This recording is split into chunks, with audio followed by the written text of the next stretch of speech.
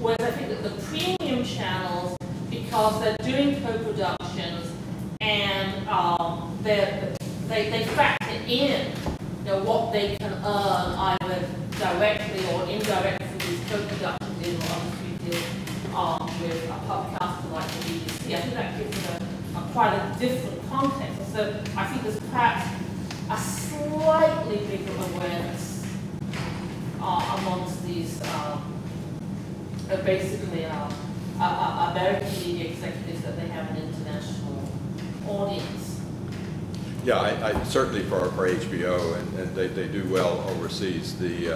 It's changed, of course, to get into the arcana of the institutional stuff since the financial interest and syndication rules were changed, and the aftermarket in syndication is diminished now. So that the networks used to make all their money really in syndication after they were selling in other places, and now that revenue stream is gone. The interesting thing for me is the mid-range in basic cable, where you have a dual revenue stream between advertisers and subscribers, like FX, TNT, those kinds of things, where a lot of the most original programming is being done now, even more so than on the premium channels.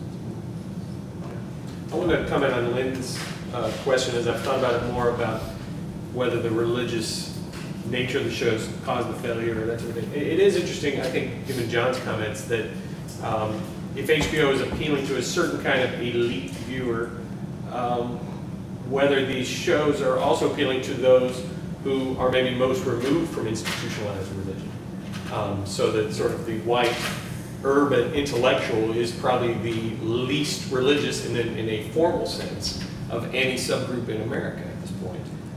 And so it may function as a bit of an alternative church, an alternative temple. I've seen stats that George Barna has done on church attendance and that type of thing. And he sees in the next 25 years that we'll go from maybe 25% or 35% of Americans who get their religion from a traditional church that's moving towards alternative things, and pop culture is one of those alternatives. I mean, he even says 30% of people will ascribe their religion to pop culture. That's where they will go to get their spiritual nourishment, if you will. And so perhaps HBO is filling a niche that nobody even is identifying as.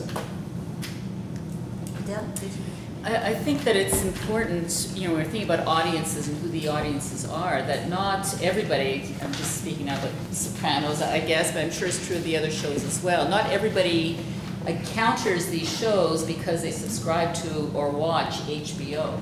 And even the association of the show with HBO isn't something that's necessarily, it's more obvious now than it was. It's interesting now because I watch everything on DVD. I don't subscribe to these, I hear about something, then I'll rent it, or if I really like it, then I'll buy it.